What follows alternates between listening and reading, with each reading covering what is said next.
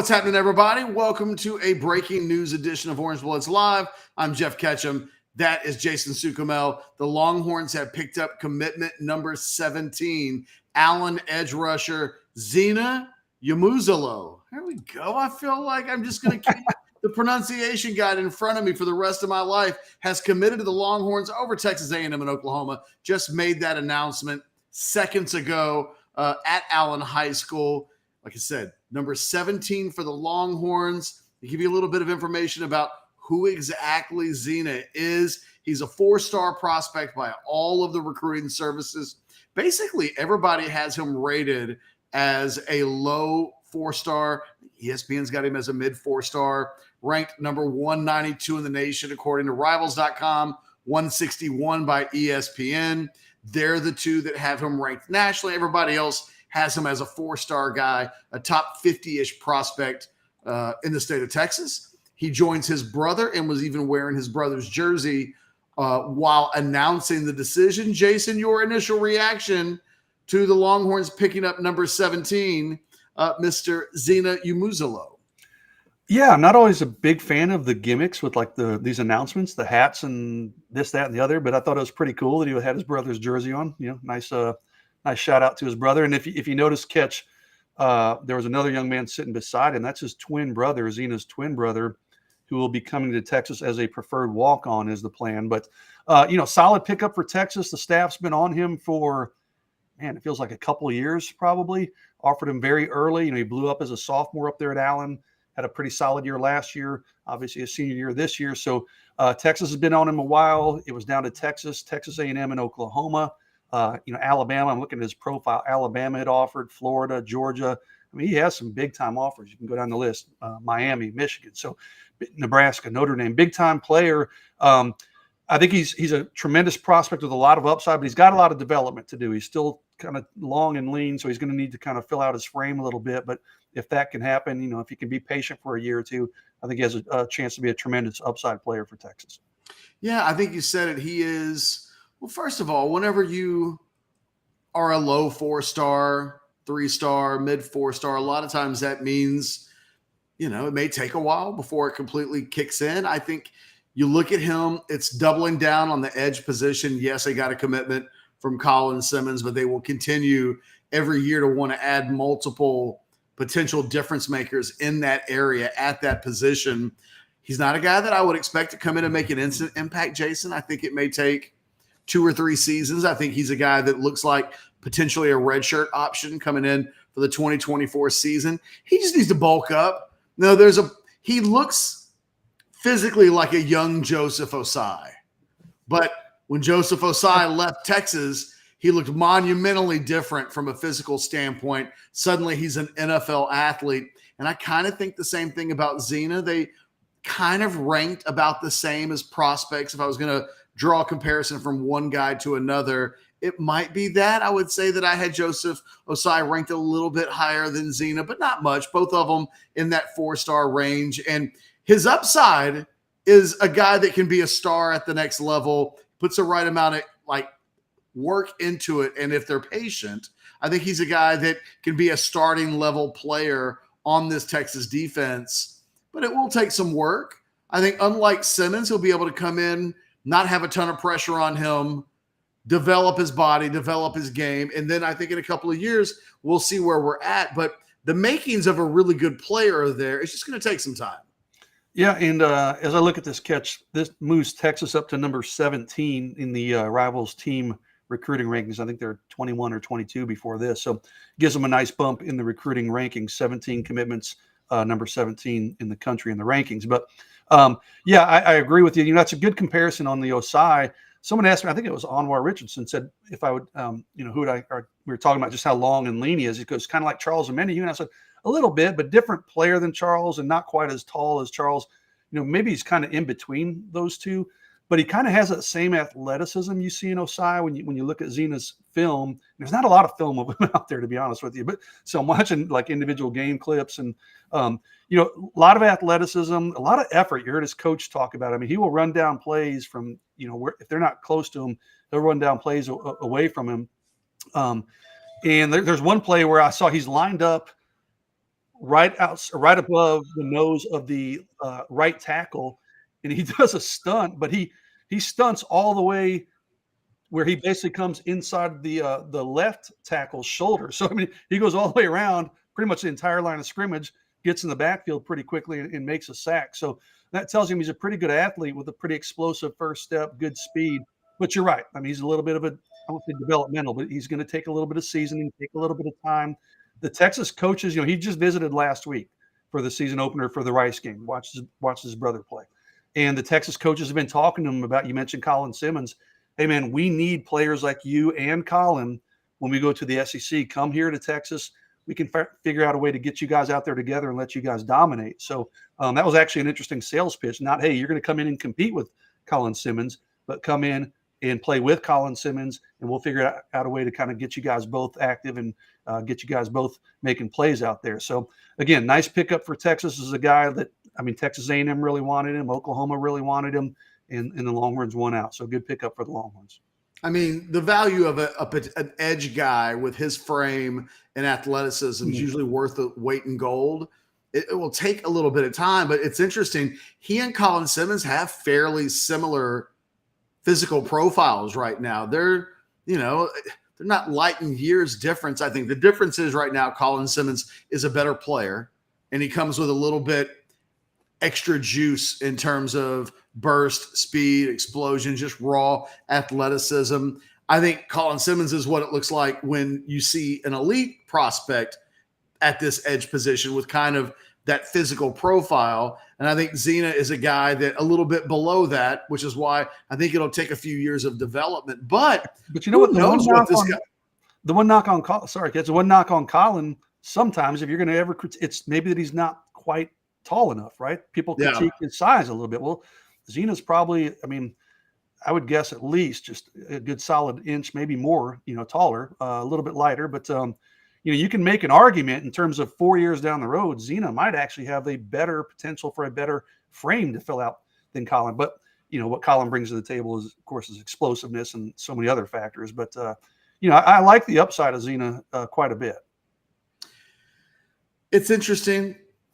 I think he actually, the position as a whole, the edge position for the Longhorns gets really interesting next year. There is a log jam of bodies. And, from my perspective, the Longhorns are taking until this position is at an elite level, we're just going to keep taking guys every year, adding guys to the mix. And some guys are going to sink, and we're waiting for some guys to swim. You see a guy like Ethan Burke gets 1.5 sacks on Saturday. Second-year player starting to kind of assert himself. He's on campus first. But you think about the Justice Finkleys, the Jamon Tapps of the world. As those guys now are in their second season and next year will be going into their third, I think the pressure's on some of these second-year guys to make an impact, show something this year. Or I think when these guys enroll, may potentially come in early, certainly are trying to compete for playing time early on. That edge position, it's going to be crowded in numbers. And at some point, I know it's only year 2 for some of the guys that came in last year. It feels like you're rushing them to some degree, but there's no getting around the fact that Colin Simmons comes in next year.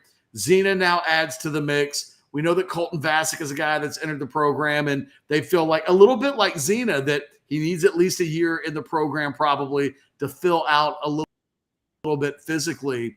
But I don't know that all of these guys are going to have 3 or 4 years to figure it out because of the constant competition that's coming in. And I think that with Zena coming in with this commitment, it's just another reinforcement to the idea of they're looking for elite players on the field at all times.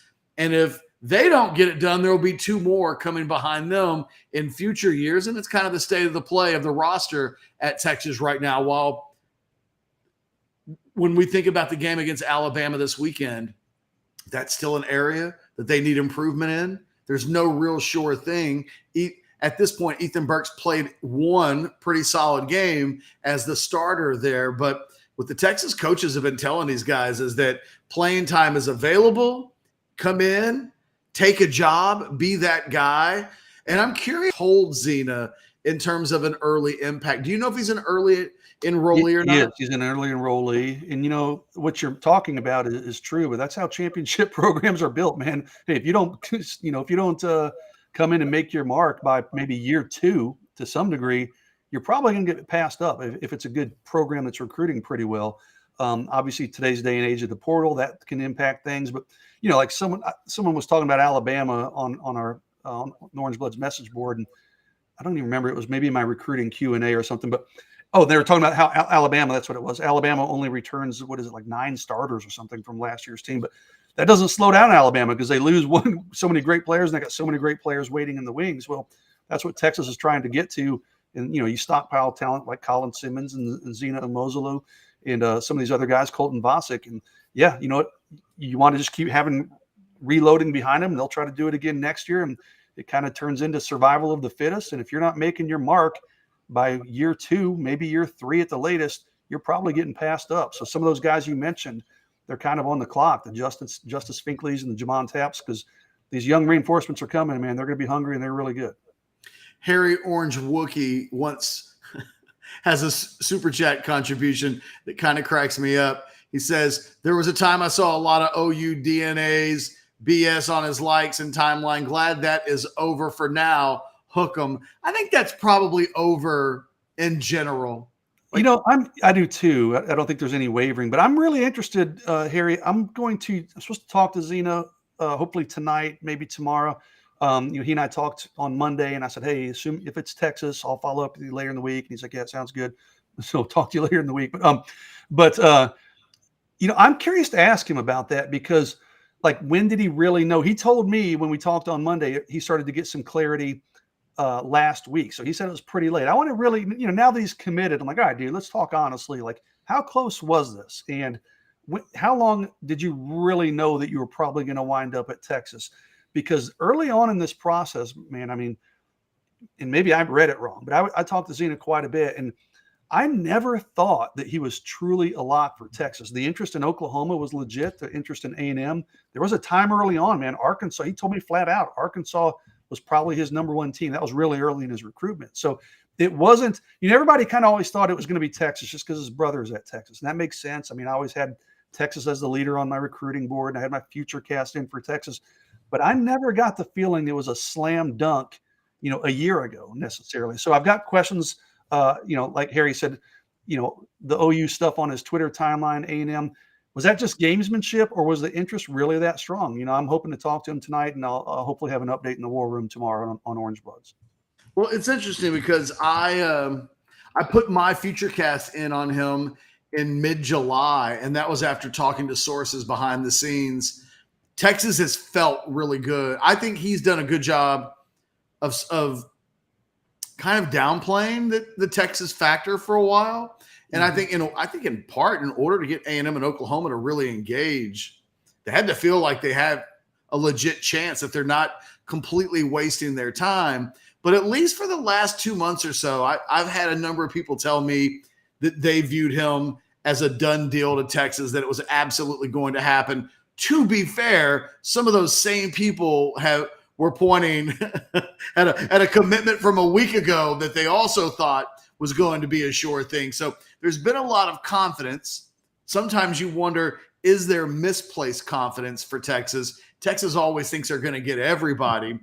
With this one, I tend to think, I think they probably locked this down when he came in for his official visit. They got the last visit. Yeah, he already visited Oklahoma and A&M prior to that. Texas got the last visit. I mean, it goes into a dead period, Jason, and it's been quiet. Yeah. But I think really since then, that's about the time that I noticed people start to get really confident. I didn't put my future cast in. I didn't realize I had not put one in until I think I talked to him on Monday, and I was like, oh, crap, I don't have a future cast. So I kind of just got in under the wire on Monday. So, well, let's talk about what's next. So commitment number 17 in the books.